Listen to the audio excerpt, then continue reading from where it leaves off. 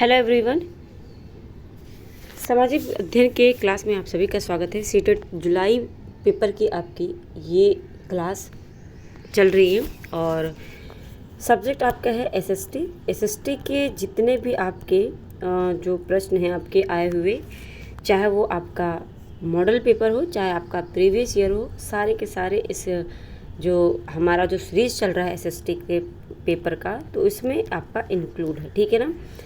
तो ये आप जानते हैं कि सभी आप देखेंगे यूट्यूब पे सभी पेपर के आपको मिल जाते हैं क्लास, लेकिन जो एसएसटी है ना बहुत ही कम देखने को मिलता है, इसलिए ये एसएसटी की क्लास में स्पेशल चला रही हूँ। तो ये आपके एग्ज़ाम तक चलेगा और ये पूरा का पूरा आपका प्रैक्टिस सेट रहेगा। आई होप ये चीज़ें आपको पसंद आएंगी। और इसके पहले मैंने 3 क्लासेस करवाई हैं, जो नहीं देखा है जाकर देख लेगा। आज का जो प्रैक्टिस सेट है ये प्रैक्टिस सेट नंबर 4 है। तो शुरुआत करते हैं आज के प्रश्न की। और प्रश्न हमारा है, पहला है अधोलिखित में से, पहला प्रश्न है अधोलिखित में से किस लेखक की पुस्तक, ठीक है ना, अधोलिखित में से किस लेखक की पुस्तक से कश्मीर के 12वीं शताब्दी ईस्वी के इतिहास का विवरण प्राप्त होता है। तो ये पूछा है कश्मीर के 12वीं शताब्दी का जो शताब्दी ईस्वी का जो इतिहास है उसके बारे में। तो ये किसके पुस्तक से मिलती है? तो कल्हड़ के या फिर जल्हड़ के या कालिदास या फिर आपका बिल्हड़ के। तो ये आपका मिलता है कल्हड़, ठीक है ना। किसके? कल्हड़ के जो है किताब से मिलता है, जो कश्मीर की 12वीं ईस्वी के जो इतिहास है ना उसके बारे में पता चलता है कल्हड़ के किताब से। ठीक है, तो ये आपका ध्यान में रखेंगे। बाकी आपको बात करूँ यहाँ पे, तो कल्हड़ की जो रचित रचना है वो कौन सी है किताब है? किताब का नाम क्या है? राज तरंगिणी, ठीक है ना। तो राज तरंगिणी में ही कल्हड़ के द्वारा लिखी गई जो कश्मीर की जो आपका इतिहास है वो देखने को मिलता है। ठीक है, और बात करें यहाँ पे तो इसमें जो है 1151 ईस्वी से लेकर कश्मीर में प्रत्येक शासक के काल की घटनाओं का क्रम अनुसार विवरण किया गया है। अगला प्रश्न है दूसरा है दिल्ली के किस सुल्तान ने सिकंदर द्वितीय, जिसको आप सानी के नाम से जानते हैं, तो सिकंदर द्वितीय की उपाधि धारण की थी या सानी की उपाधि धारण की थी? सिकंदर लोधी ने, इल्तुतमिश ने, या फिर बलबन या अलाउद्दीन खिलजी ने? तो जो अलाउद्दीन खिलजी था ये खिलजी वंश का संस्थापक था। तो अलाउद्दीन खिलजी ने सिकंदर द्वितीय या सिकंदर सानी, तो सिकंदर सानी की क्या इसने उपाधि धारण की थी? किसने? अलाउद्दीन खिलजी ने। ठीक है, बात करें अगले प्रश्न की। अगला प्रश्न है प्राचीन काल में सिल्क रूटा, ठीक है, जो सिल्क रूटा शब्द है ना ये किससे संबंधित है? तो ये चीन से दूसरे देशों में रेशमी कपड़ों के ले जाने वाला व्यापारियों का यात्रा मार्ग था, या फिर समुद्री मार्ग जो उन देशों को जोड़ते थे जहां रेशमी कपड़ों के व्यापारी अपने उत्पाद बेचते थे, या फिर सभी देशों को जोड़ती सड़कें जहां शहतूत के पौधों की खेती होती थी, या फिर सड़क, समुद्री और वायु मार्ग जहां रेशमी उत्पादों का व्यापार होता था। तो यहाँ पे जो पहला प्रश्न है आपका, चीन के दूसरे देशों में रेशमी कपड़े को ले जाने वाला व्यापारी यात्रियों का जो मार्ग होता था उसे आप क्या कहते थे? सिल्क रूट कहते थे। क्या? Silk route. अगला क्वेश्चन है आपका, अगला क्वेश्चन है, ये सारी चीज़ें हैं, आप ध्यान में इसको अच्छे से पढ़ लीजिएगा, मैं पीडीएफ दे दूंगी आपको। ठीक है, अगला प्रश्न है 12वीं शताब्दी, ठीक है, 12वीं शताब्दी के निम्नलिखित में से किस शिलालेख में रथ करो यानी रथ निर्माताओं, ठीक है, जो रथ निर्माता होते हैं, रथ निर्माताओं की स्थिति पर विचार कीजिए। तो किया गया है किसमें? बादामी चालुक्य, बोलुवमपट्टी, या फिर नंदी बसवेश्वर, या आपका उय्याकोंडन। तो उय्याकोंडन ये उदयर, तो ये आपका उय्याकोंडन उदयर में 12वीं शताब्दी के उय्याकोंडन उदयर शिलालेख में रथ करो की स्थिति पर विचार किया गया है। ठीक है ना, तो ये आप ध्यान में रखेंगे। अगला प्रश्न है अपनी पुस्तक स्त्री पुरुष तुलना में ताराबाई सिंधे ने आलोचना की। और बहुत इंपॉर्टेंट है ये बीपीएससी टीआरई जो 2 आपका पेपर आया था ना, जो जो टीआरई 3 हुआ है आपका, ठीक है, बीपीएससी टीआरई 3 में आपका ये पूछा गया है। आप जाकर देखिएगा 1 to 5 वाला जो पेपर हुआ था आपका, ठीक है ना, उसमें आप देखेंगे जाकर तो ये आपको देखने को मिलेगा, ये प्रश्न आपका आ चुका है। वहाँ पे पूछा है कि स्त्री तुलना जो रचना है ये किसकी है, तो ताराबाई सिंधे की है, ठीक है ना। तो इसमें किसकी आलोचना की बात की गई है? पुरुषों और महिलाओं के बीच सामाजिक अंतरों की, पुरुषों और महिलाओं के बीच प्राकृतिक अंतरों की, या इनमें से दोनों का चयन कीजिए। तो ये आपका हो जाएगा सिर्फ और सिर्फ पुरुषों और महिलाओं के बीच जो सामाजिक अंतर है ना, उनके बारे में ताराबाई सिंधे ने स्त्री पुरुष तुलना में लिखा है। अगला प्रश्न है, निम्नलिखित में से किस ग्रंथ में पेरियाल वार, ठीक है, पेरियाल वार, अंडाल, तोंडर डिपोडी अलवार और नम्माल वार गीतों का संकलन किया गया है? तो एक बार पढ़ेंगे, दोबारा आप इसे रिवीजन कर लीजिएगा। ग्रंथ है, किस ग्रंथ में पेरियाल वार, अंडाल, तोंडर डिपोडी अलवार और नम्माल वार के गीतों का, ये क्या है, गीत है, इनका संकलन हुआ है दिव्य प्रबंधम तेवरम या तिरुवाचकम या फिर आपका तिरुमुरई। तो ये आपका दिव्य प्रबंधनम में आपका ये जो गीत है ना, इनका संकलन किया गया है। अगला प्रश्न है, 7वां प्रश्न है आपका, निम्नलिखित में से कौन सा एक महाजनपद के शासकों द्वारा वसूल किया जाने वाला नियमित कर यानी जो टैक्स होता है नहीं है? तो ये जो महाजनपद था उनमें कौन सा कर जो है आपका नहीं लिया जाता था? फसल कर, शिल्पकार या फिर आपका चरवाहों पर कर, परिवार पर कर। तो इन सब पे लिया जाता था आपका टैक्स, फसल पर हो गया, शिल्पकार पर हो गया, या फिर आपका चरवाहों पर, परिवार पर नहीं, ठीक है ना, फैमिली पर जो टैक्स होता था वो टैक्स नहीं बनता था। अगला प्रश्न है, जनजातियों पर औपनिवेशिक शासन के बारे में निम्न कथनों को पढ़ें और सही विकल्प का चयन करें, ठीक है ना। किस पर? जनजातियों पर, ठीक है ना।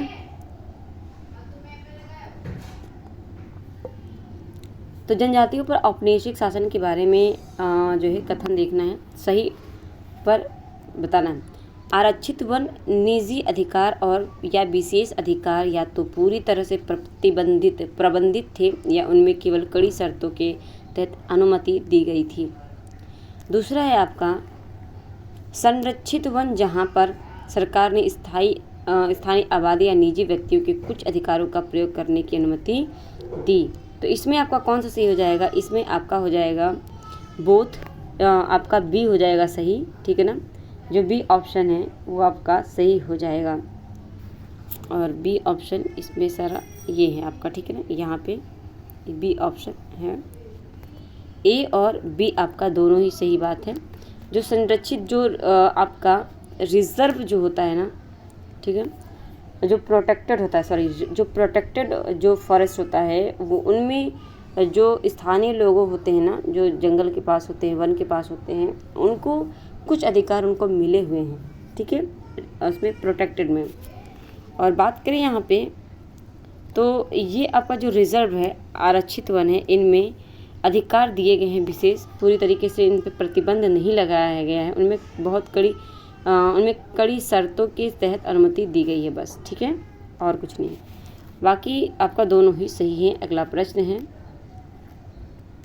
अच्छा यहाँ पे देखेंगे अगर, तो 2006 में अधिनियमित फॉरेस्ट राइट एक्ट 1 में निवास करने वाले आदिवासी समुदायों और अन्य पारंपरिक वनवासियों के वन संसाधनों के अधिकारों को मान्यता प्रदान की गई थी। तो ये पॉइंट आप ध्यान में रखेंगे। अगला प्रश्न है, निम्नलिखित में से कौन सा नारा श्री नारायण गुरु द्वारा दिया गया? तो श्री नारायण गुरु द्वारा कौन सा नारा दिया गया? मानवता की एक जाति, एक धर्म, एक ईश्वर है, या मानवता की एक भाषा, एक धर्म, एक ईश्वर है, मानवता की एक भाषा, एक जाति, एक ईश्वर है या मानवता का एक धर्म। तो यहाँ पे सबसे सटीक जो आंसर है मानवता की एक जाति, एक धर्म और एक ईश्वर है। बहुत ज़्यादा इम्पॉर्टेंट है, वेरी वेरी इंपॉर्टेंट। ठीक है, ये सारे प्रश्न आपके सीटेट में आ चुके हैं। आप चाहे तो प्रीवियस ईयर का जब पेपर उठाएंगे तो उसमें देखिएगा, ये मिलेगा आपको, अगर आप निकालते हैं 2021 और 2022 का पेपर। ठीक है, अगला प्रश्न है आपका,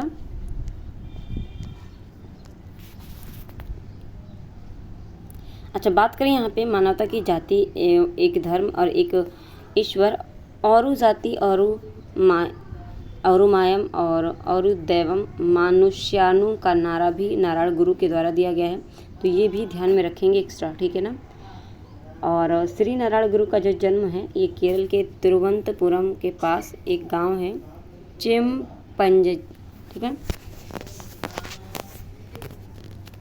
चेमप जो आपका चेमप जंची है उसमें। और यहाँ पे उनका जन्म जो हुआ था ये 22 अगस्त 1856 में हुआ था। उनका जो परिवार है इजावा जाति से संबंध है, ठीक है ना, इजावा जाति से संबंधित था इनका परिवार। और उस समय की सामाजिक मान्यताओं के अनुसार अवर्ण माना जाता था, ठीक है, अवर्ण। उन्होंने वर्ष 1888 में अरिविप्पू, ठीक है, अरुविपुरम में भगवान शिव को समर्पित एक मंदिर बनाया जो उस समय के जाति आधारित प्रतिबंधों के खिलाफ था। भारत के उपराष्ट्रपति ने, ठीक है ना, उपराष्ट्रपति ने श्री नारायण गुरु की कविताओं का अंग्रेजी अनुवाद नॉट मेनी बट वन प्रकाशित किया, ठीक है ना। बात करें अगले प्रश्न की, अगला प्रश्न है आपका, निम्नलिखित में से जो स्वाभिमान आंदोलन है, ठीक है, तो ये किसने शुरू किया था स्वाभिमान आंदोलन? स्वाभिमान आंदोलन जो शुरू किया था ये ईवी रामास्वामी पेरियार या फिर श्री नारायण गुरु या C option BR Ambedkar, Swami Vivekananda. तो जो ईवी रामास्वामी हैं पेरियार से बिलोंग करते हैं, तो ईवी रामास्वामी इन्होंने स्वाभिमान आंदोलन शुरू किया था। अगला प्रश्न है आपका, ये उनके बारे में आप मैं दे दूंगी PDF, वहाँ से पढ़ लीजिएगा, ठीक है ना। बात करें अगले प्रश्न की, अगला प्रश्न है नीचे दिए गए कथन ABC को पढ़ें तथा सही विकल्प चुनें। तो ABC की बात अगर करें तो पहला ऑप्शन है आपका, 19वीं शताब्दी में नए शहरों में मजदूरी की मांग बढ़ी, क्या ये सही है? गांव और कस्बों से अपेक्षाकृत धनी लोग शहरों में मजदूरी के लिए जाने लगे। तो धनी लोग शहरों में मजदूरी के लिए तो बिल्कुल नहीं जाएंगे, तो ये तो गलत है आपका। बाकी आपका जो ऑप्शन A है, ठीक है ना, और ऑप्शन C आपकी बात करें, हालांकि नए स्थानों पर काम की दशाएं कठोर थी परंतु यह निचली जातियों के लोग सवर्ण जमींदारों के द्वारा उनके जीवन पर दमनकारी कब्जे से छूट निकलने का एक मौका था। तो इसमें आपका जो सही है ना, तो पहली बात तो B आपका जो ऑप्शन है B, ये आपका सही नहीं है। तो यहाँ पे A और C जो ऑप्शन है ये सही हो जाएगा, ठीक है। अगला प्रश्न है, निम्नलिखित में से कौन सा नेता एक लोकप्रिय छवि कृष्ण के सारथी के रूप में, ठीक है, कृष्ण के सारथी के रूप में चित्रण में अंग्रेजों के खिलाफ युद्ध में अन्य राष्ट्रवादी नेताओं का मार्गदर्शन कर रहा था? कौन सा था लोकप्रिय नेता था? सुभाष चंद्र बोस, सरदार वल्लभ भाई पटेल या फिर मोहनदास करमचंद गांधी, चक्रवर्ती राजगोपालाचारी? तो ये आपके ऑप्शन C मोहनदास करमचंद गांधी, जो कि अंग्रेजों के खिलाफ इन्होंने राष्ट्रवादी नेताओं का मार्गदर्शन किया था। अगला प्रश्न है, गांधी जी के बारे में एक बार पढ़ लेते हैं। मोहनदास जो करमचंद गांधी हैं, इनको एक लोकप्रिय छवि कृष्ण के सारथी के रूप में चित्रण किया गया और अंग्रेजों के खिलाफ युद्ध में अन्य राष्ट्रवादी नेताओं का मार्गदर्शन कर रहे थे। इनका जो भारत का सबसे पहला सत्याग्रह था वो था 1917 में चंपारण सत्याग्रह, ठीक है ना। राम कुमार जो शुक्ल हैं उनके द्वारा बुलाया गया था, कब? 1916 में लखनऊ अधिवेशन में, ठीक है ना। फिर आपका इनका आता है एक दूसरा, और यहाँ पे एक बात और इम्पोर्टेंट है, सत्याग्रह जो चंपारण सत्याग्रह है रविन्द्रनाथ टैगोर ने उन्हें इसी चंपारण सत्याग्रह में महात्मा शब्द से विभूषित किया था। इसके बाद 1920 में ब्रिटिश सरकार के विरुद्ध महात्मा गांधी ने असहयोग आंदोलन चलाया था, जो कि चौरी चौरा जब कांड हुआ था ना, यानी चौरी चौरा जब घटना हुई थी, तब 1922 में इसे बंद कर दिया गया था। ठीक है ना। नमक सत्याग्रह या फिर आप जिसे डंडी मार्च यात्रा कहते हैं, तो ये 12 मार्च 1930 को स्टार्ट हुआ था और 7 अप्रैल, ठीक है ना, 6 अप्रैल को आपका जो सविनय अवज्ञा आंदोलन है ये स्टार्ट हुआ था। छुआछूत के विरुद्ध की अगर बात करें, दलित आंदोलन, तो ये 8 मई 1933 से शुरू हुआ था और 1942 में अंग्रेजों द्वारा भारत छोड़ो का नारा दिया इन्होंने। महात्मा गांधी ने हरिजन, इंडियन और ओपिनियन और यंग इंडिया पत्रिकाओं का संपादन भी किया। बहुत इंपॉर्टेंट है यह प्रश्न, ध्यान में रखिएगा, क्योंकि यहाँ से आपके कम से कम 7 से 8 प्रश्न कवर हो चुके हैं। अगला प्रश्न है, निम्नलिखित कथनों का चयन कीजिए, ए बी को पढ़िए और बताइए। औरंगजेब ने अब कंपनी को शुल्क मुक्त व्यापार करने का अधिकार देते हुए एक फरमान जारी किया, क्या ऐसा बात है? या दूसरा है, कंपनी अधिक रियासतें नहीं चाहती थी और मौजूदा विशेष अधिकारों में हेरफेर करने की कोशिश नहीं करती थी। तो इसमें अगर बात करें तो ये जो आपका बात है ये दोनों ही गलत है। ठीक है। अगला प्रश्न है आपका, तो यहाँ पे अगर बात करें जो है औरंगजेब की, तो औरंगजेब के बारे में अगर बात करूँ मैं तो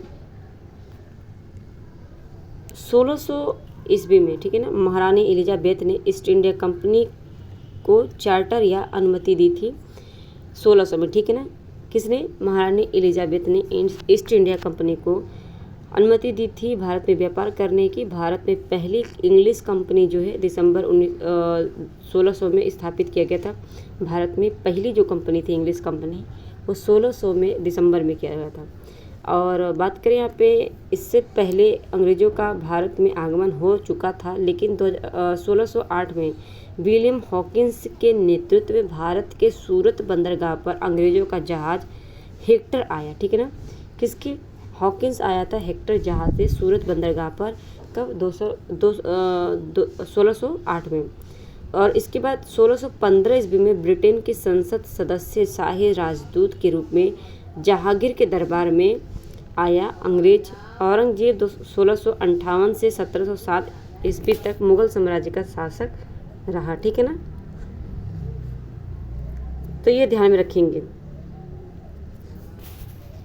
अगला प्रश्न है, निम्नलिखित में से कौन सा कथन भारतीय संविधान की विशेषताओं के बारे में सही है जब इसका प्रारूपण हुआ है? तो इसमें क्या सही, इसमें से भारतीय संविधान की विशेषताओं के बारे में बताना है। इसमें उन समुदायों को जो कि भारत के सबसे बड़े बड़े अनुपात को संगठित करते हैं, उनके मतदान के अधिकारों को अंगीकृत किया गया है। या फिर दूसरा है, इसमें सभी नागरिकों को कानून की नज़र में समान माना गया है। ये बात तो सही है। इसमें समाज के निर्धन और सबसे वंचित तबकों के लिए विशेष सुविधाओं की व्यवस्था की गई, ये बात भी सही है। लेकिन बात जो पहले की है, इसका क्या है? तो यहाँ पे अगर बात करूँ मैं तो बी और सी आपका केवल सही है, बाकी आपका जो फर्स्ट है वो गलत हो जाएगा। अगला प्रश्न है, अच्छा यहाँ पे अगर बात करें तो ये ध्यान में रखिएगा, भारतीय संविधान के अनुच्छेद 14 में समानता के अधिकार का वर्णन किया गया है और 17 में भारतीय संविधान में धर्म, मूल, वंश, जाति, लिंग और जन्म स्थान से के द्वारा भेदभाव नहीं होना चाहिए। ठीक है ना। बात करें यहाँ पे 42वें संविधान संशोधन 1976 द्वारा संविधान की प्रस्तावना में समाजवादी, धर्मनिरपेक्षता और एकता और अखंडता शब्द जोड़े गए। कब? 42वें संशोधन 1976 में। ठीक है ना, तो इसमें 3 शब्द जोड़े गए थे आपका समाजवादी, धर्मनिरपेक्ष एवं एकता और अखंडता। ओके, ध्यान में रखिएगा। अगला प्रश्न है, सौरमंडल के संदर्भ में कौन सा कथन सही है? पहला है, सूर्य 8 ग्रह और उनके उपग्रह सौरमंडल बनते हैं। क्या ये बात सही है? सूर्य 8 ग्रह, उपग्रह, क्षुद्र ग्रह और उल्का पिंड सौर परिवार बनाते हैं, क्या ऐसा है? सूर्य 10 ग्रह तो बिल्कुल नहीं है, तो यहाँ पे सबसे पहली बात हमारा बी सही हो जाएगा। सूर्य भी है, 8 ग्रह भी हैं, उपग्रह है, क्षुद्र ग्रह हैं और उल्का पिंड सौर परिवार बनाते हैं। ठीक है, तो ये बात बिल्कुल आपकी सही है। अगला प्रश्न है,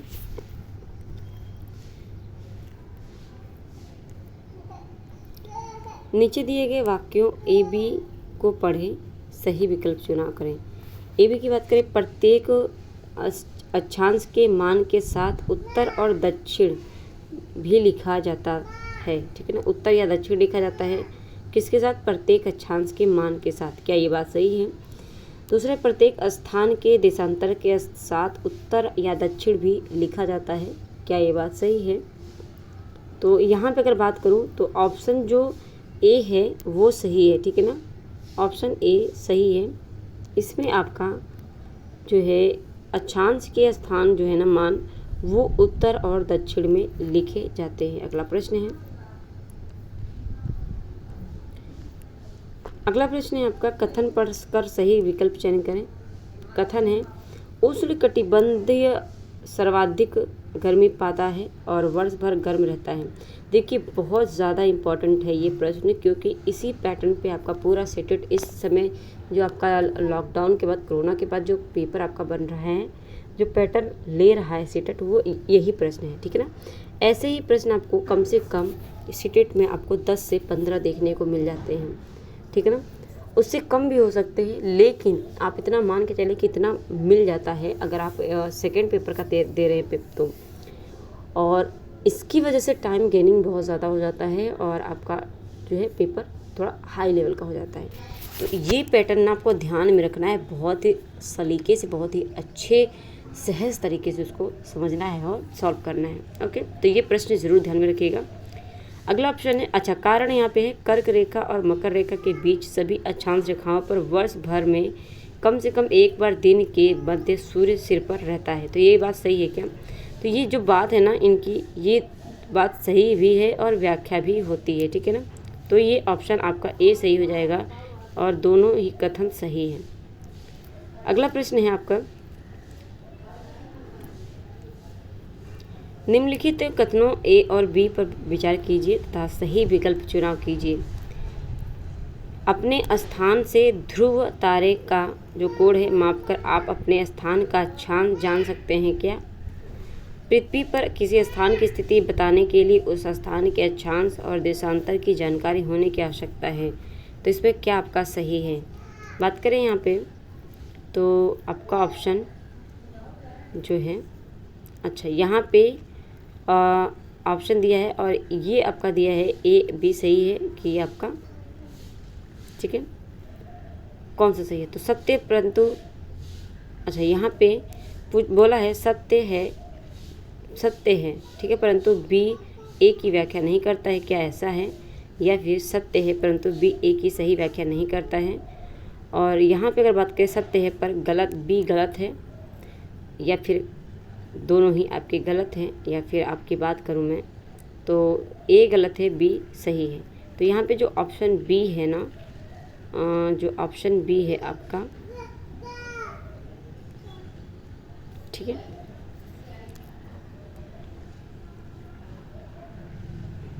एक मिनट,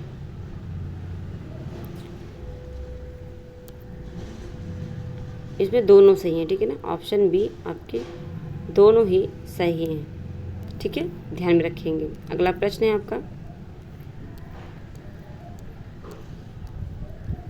निम्न में से कौन सा अलवड़, ठीक है, अलवड़ जल का स्रोत नहीं है? अलवड़ जल यानी जिसमें लवण नहीं पाए जाते हैं, जाल जिसे आप पोंडा कहते हैं, माविया जो रिवर्स होता है, ग्लेशियर, हिमनद। तो जो जाल है, अच्छा यहाँ पे ऑप्शन ए मिसमैच है, ऑप्शन ए नहीं है इसमें, ठीक है ना। ऑप्शन ए इसमें नहीं है। और बात करें यहाँ पे तो इस प्रश्न को मैं यहाँ पे स्किप करती हूँ, ठीक है ना। अगला प्रश्न है आपका, निम्नलिखित कथनों ए बी सी को पढ़िए तथा उन कथनों का चयन कीजिए जो अंतर्जनित बलों के कार्य हैं, ठीक है। तो पहला ऑप्शन है, आज सुबह 6 बजे अफगानिस्तान में भूकंप आया था, ठीक है। दूसरा है, माउंट प्रयूजी लाता फेंके जा रहा है, ठीक है, लता जो फेंके जा रहे हैं। और दूसरा है आपका सी, हिमनद हिमोद मोरेन जिसे कहते हैं ने आर्मेट पर निक्षेपों के निशान छोड़े हैं। तो इसमें से कौन सा सही हो जाएगा? ठीक है, इसमें से कौन सा सही हो जाएगा? तो इसमें आपका जो ऑप्शन है, ऑप्शन ए और बी सही हो जाएगा। ऑप्शन ए और बी। ए और बी कैसे? देखिए, 6 बजे अफ़गानिस्तान में भूकंप आया था, ये बात, और आपका माउंट प्रयूजी लता फेंके जा रहा है, ये बात। ठीक है, दोनों ही सही हैं आपके। बात करें अगले प्रश्न की। अगला प्रश्न है, निम्नलिखित कथनों ए बी सी पर विचार कीजिए, सही विकल्प चुनिए। बहुत ज़्यादा ऐसे प्रश्न बनते हैं, एक कथन वाला हो गया और ये आपका ऑप्शन ए बी सी करके जो देता है, ठीक है ना। तो ये कथन कारण से बहुत ज़्यादा प्रश्न आपको देखने को मिलेगा, तो इसे ध्यान रखेंगे।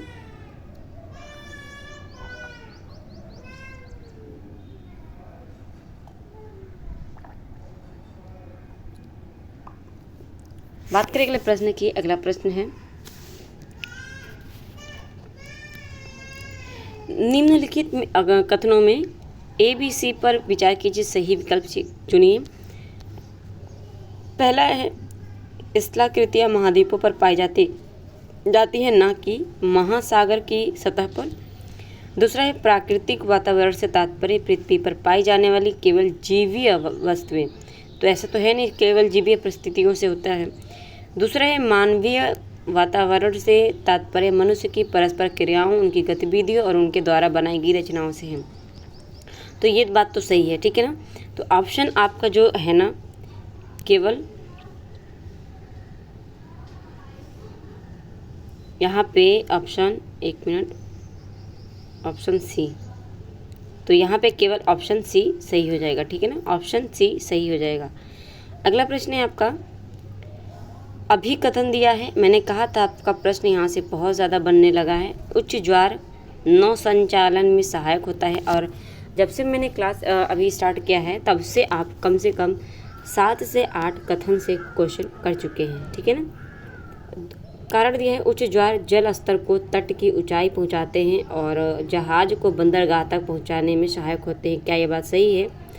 तो इसमें अगर बात करें, दोनों ए और आर सही हैं, और आर सही व्याख्या करता है, या फिर दोनों ए आर सही हैं लेकिन सही व्याख्या नहीं करता है आर, या फिर इसमें से आपका बात करें तो जो पहला ऑप्शन है, दोनों सही हैं और आर ए की व्याख्या भी करता है। अगला प्रश्न है, जैसे जैसे हम वायुमंडल की परतों में ऊपर जाते हैं दबाव बढ़ता है लेकिन तापमान कम होता जाता है। क्या ये बात सत्य है? दबाव कम होता है लेकिन तापमान बढ़ता जाता है। क्या ये बात सत्य है? क्या दबाव और तापमान समान रहता है, या फिर दबाव कम होता जाता है लेकिन तापमान में परिवर्तन होता रहता है? तो ये बात सही है कि दबाव कम होता जाता है और तापमान में परिवर्तन होता रहता है, ठीक है ना। तो ये ध्यान में रखेंगे, ठीक है। तापमान परिवर्तन होता है, ना कि बढ़ता है। बात करें अगले प्रश्न की। अगला प्रश्न है, भारत में भौतिक रूपकों, ठीक है, भारत में भौतिक रूपकों के संदर्भ में निम्नलिखित कथनों पर विचार करें और सही विकल्प का चयन करें। बहुत से लोकप्रिय पहाड़ी स्थान मध्य हिमालय में स्थित हैं। क्या ये बात सत्य है? उत्तरी मैदान घनी आबादी वाले क्षेत्र होते हैं क्योंकि नदियों के मैदानों में उपजाऊ भूमि होती है कृषि के लिए, ठीक है। और पश्चिमी घाट खनिजों की प्रचुरता और यह घनी आबादी वाले हैं। तो क्या ये बात सत्य है? तो यहाँ पर अगर बात करूँ, ऑप्शन ए और बी सही है। जो सी है ना, ये आपका जो है आपका पश्चिमी घाट में जो बात कहा है इन्होंने कि पश्चिमी घाट में इन्होंने कहा है कि खनिज पाई जाती है और घनी आबादी होती है। तो घनी आबादी तो नहीं होती लेकिन खनिज की बात कहीं ना कहीं सत्य है, तो खनिज पाई जाती है। अच्छा, यहाँ पे खनिज की बात हो रही है, ठीक है, आबादी नहीं पाई जाती। बात करें अगला और आज की क्लास का लास्ट प्रश्न है हमारे, यूरेनियम जो होता है ना, तो लद्दाख में पाया गया यूरेनियम किस तरह का संसाधन है? सर्वव्य है, संभा है, वास्तविक है, नवीकर है? तो यह क्या है? एक संभा है, पोटेंशियल है, ठीक है ना। ये जो यूरेनियम है जो लद्दाख में पाया गया है, ये क्या है? पोटेंशियल है, ये ध्यान में रखेंगे। तो ये थे आपके एसएसटी के 25 मोस्ट इम्पॉर्टेंट प्रश्न। और कैसा लगा? चैनल पर पहली बार आए हैं, चैनल को सब्सक्राइब कर लीजिएगा, लाइक शेयर कमेंट करके ज़रूर बताइएगा कि ये प्रश्न आपको कैसे लगे, लेवल कैसा रहा ये प्रश्न का, कितने प्रश्न आपने किए और कितने प्रश्न आपने नहीं किए। ठीक है, तो ये सारी चीज़ें आप बताएंगे और चैनल को सब्सक्राइब कर लेंगे, बेल आइकन प्रेस कर लेंगे ताकि नोटिफिकेशन आपको मिलती रहे।